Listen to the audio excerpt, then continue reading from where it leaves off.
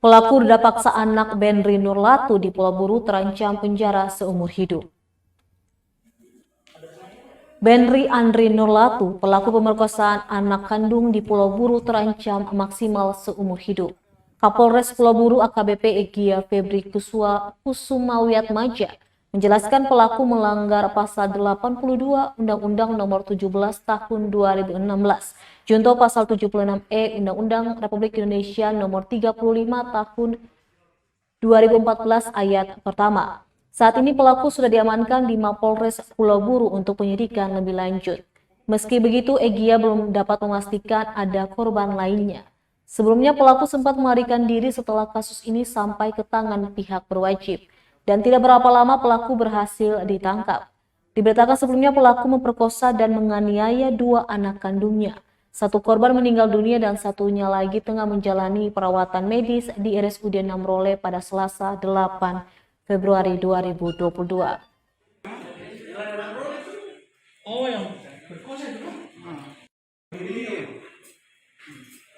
Untuk pelaku yang masih merupakan ayah kandung korban atas nama BA alias Ben, yang bersangkutan ada di belakang, BA alias Ben,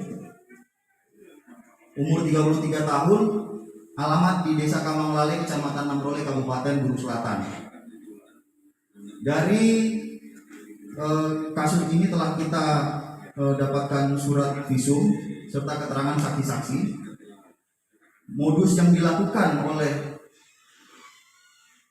pelaku adalah memaksa serta mengancam korban untuk dilakukan pencabulan terhadap korban.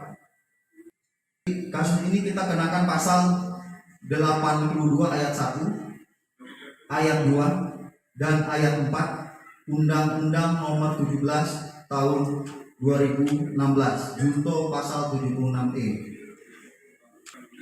Ancaman hukuman adalah 15 tahun penjara ditambah 1/3 dari Undang-Undang ayat 4 Undang-Undang Nomor 17 Tahun 2016 ini, dengan hukuman maksimal seumur hidup.